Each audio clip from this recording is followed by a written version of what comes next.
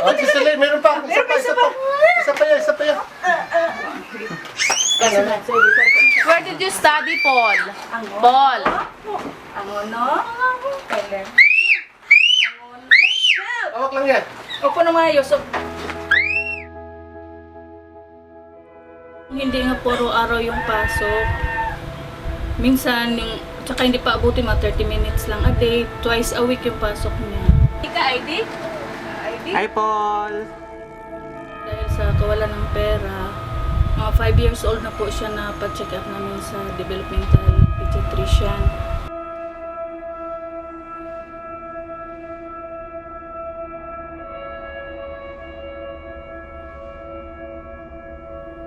After ng check-up, naka-therapy po siya for 1 year lang po. Tapos po, hindi na yun na-sustain kasi lack of money. Opo. Kaya, Bali, isang taon lang po. Natigil na hanggang ngayon. smile! Sa ngayon kasi parang isang classroom lang sila lahat. Kasi, tsaka ang dami na nila. Kaya medyo masikip. Ilan po ang teacher sa loob? Dalawa po. Dalawa. Mga estudyante po, ilan? Mga nasa 45 po. Kasi iba-iba naman. Itong teacher ni Paul, siya yung nag-handle sa may mga autism. Yung isa namang teacher, yun yung may mga mentally retarded. MR. Oo, MR, tsaka yung Down syndrome. Ha? Sardine? Sardine? Dito po sa loob ng bahay, yun na lang pong ginagawa ko. At least yung mga gawain bahay, paano siya kumain. Health skills. Opo. Di ba minsan may tinatanong sila yung mental ability ba? Di ba Opo. dyan meron din palang test na mga ganyan malalaman po. Assessment po. Assessment po bang tawag ng Opo. teacher? Kaso, hindi nyo kaya kasi Opo, ang taas po eh. Nasa, 30? Opo. 30,000 yung cost nun para Lalaman, opo. maano siya.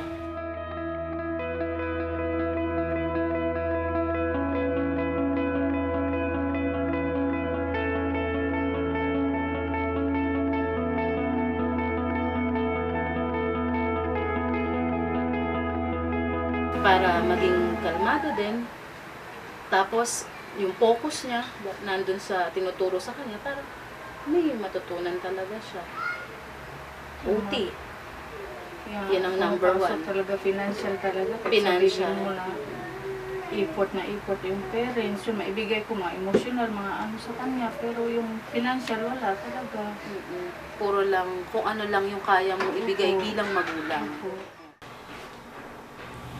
11 years na rin ako sa larangan ng SPED na nagtuturo ako, nag-tutor ako.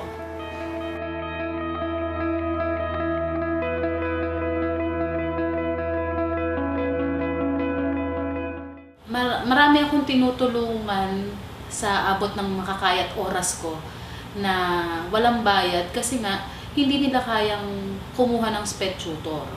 2006, napunta ako sa Optimus. SPED school siya na may regular din as assistant teacher. Tapos, at the same time, assistant din ng OT. Doon ako nagsimula. Tapos, hanggang sa mapamahal ako sa mga special. Sa isip ko na sila mayayaman, nakakapag-aral sila. Paano yung mahihirap? Sa private school kasi, 7 lang sila. Sa public naman, si Paul, 60 sila. Samantalang dito sa namin sa private school, hindi pwedeng hindi ka gagawa. Samantalang dito sa public school, pag naggano na yung bata, pauuwiin na kasi nakaka-distract sa iba.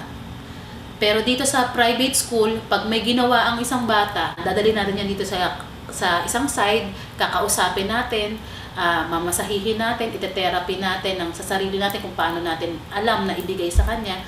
Unlike sa public, kung ayan ka na, diyan ka na lang. Yan daw public school, yan na raw mismo yung pinakatulong ng mga special kids na manggagaling sa gobyerno. Ang ICAN kasi love school. Ang daming school kasi business school yung tawag ko lang. Kasi lahat naman talaga ng school business, di ba? Pero iba yung love school sa business school. Tulad nga nito sa pinanggalingan ko, business, ang tawag ko sa kanya is business school. Kasi wala siyang pakialam sa pinagdadaanan ng mga parent niya, estudyante niya. Kung sakaling may tutulong, magkaroon kami ng scholar na tuturuan namin sila nang hindi sila nagbabayad.